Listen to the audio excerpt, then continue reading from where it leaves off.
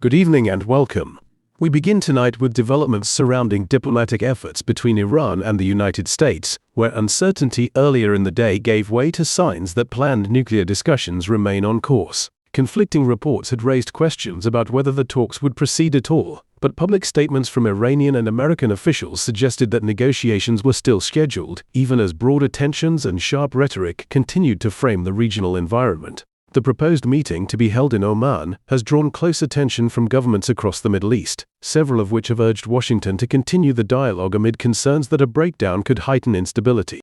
The situation unfolded against a backdrop of speculation that negotiations were faltering. On Wednesday, Iranian Foreign Minister Abbas Araghchi sought to address that uncertainty by announcing both the timing and venue for the talks. Writing on the social media platform X late that night, Araghchi said that nuclear discussions with the United States were scheduled to take place in Muscat at around 10 o'clock on Friday morning. He added that he was grateful to Omani officials for arranging the meeting. His remarks were soon followed by confirmation from a U.S. official, cited by Reuters, who stated that the negotiations were still on track. These comments appeared intended to counter earlier reports suggesting that the diplomatic process had stalled or even collapsed. Those reports had circulated widely after the American news outlet Axios published an account indicating that the two sides were struggling to agree on logistical arrangements.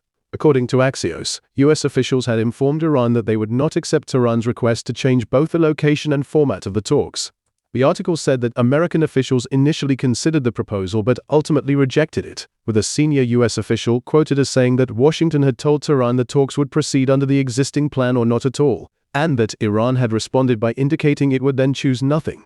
That portrayal of events fueled concerns that the fragile diplomatic channel might be closing. However, Axios later reported that the talks were back on, after what it described as urgent appeals from Middle Eastern leaders to the Trump administration.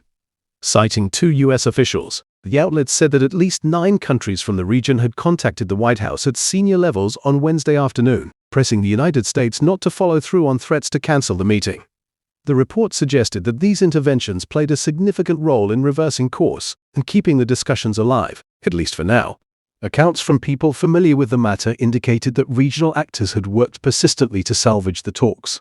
These governments had originally been expected to take part in a round of discussions planned for Turkey, but were later excluded when the venue was shifted to Oman. Despite being removed from direct participation in the upcoming session, the countries involved were said to have continued lobbying behind the scenes. Among those mentioned were Pakistan, Saudi Arabia, and Turkey, which, according to the reporting, have direct interests in avoiding a conflict and would face serious consequences if tensions escalated. Their efforts, the sources suggested, helped preserve a channel for dialogue and prevented a complete breakdown in diplomatic engagement. Iranian officials speaking to the newspaper Dawn from Tehran indicated that regional players were unlikely to take part in the talks at this stage. At the same time, they suggested that Qatar's prime minister was more likely to be involved alongside Omani intermediaries. The combination of these reports underscored the complex and shifting diplomatic landscape, in which various governments are attempting to influence the process without necessarily being seated at the negotiating table. The uncertainty surrounding the talks has also been driven by differences over what topics should be discussed.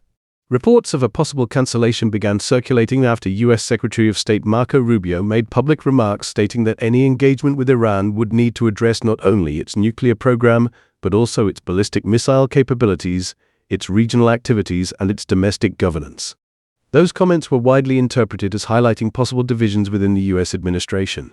While President Trump's envoy Steve Witkoff has been tasked with exploring a potential diplomatic opening, Rubio's statements reflected a broader and more forceful agenda.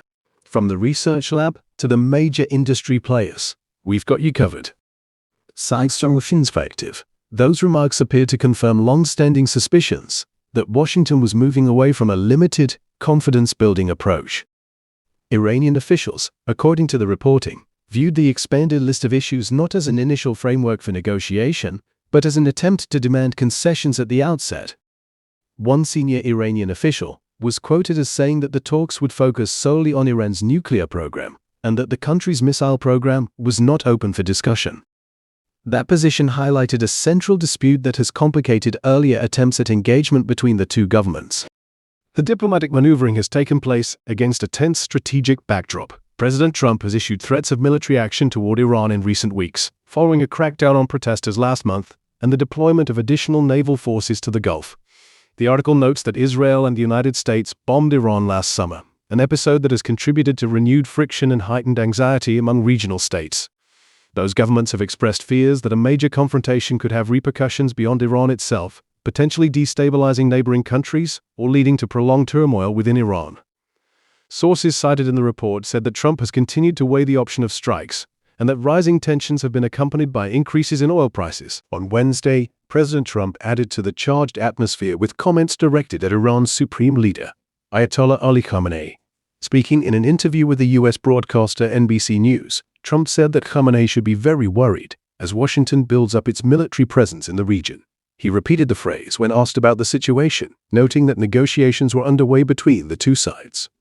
Trump also told NBC that Iran had considered starting work on a new nuclear site after earlier U.S. strikes, saying that American authorities had learned of the plan and that he had warned Tehran against proceeding. These remarks, combined with the earlier reports of strained logistics and disputes over the scope of the talks, illustrate how fragile the diplomatic process remains, even as officials on both sides publicly insist that discussions are scheduled to go ahead, with regional governments urging continued engagement. And with Oman preparing to host the meeting, attention is now focused on whether the planned session in Muscat will proceed as outlined, and what signals it may send about the future of U.S.-Iran relations. In the next part of our report, we will take a closer look at the sequence of events that led to the temporary breakdown in confidence, the role played by regional governments in pressing for renewed dialogue, and how competing agendas within Washington and Tehran have shaped the current moment in diplomacy.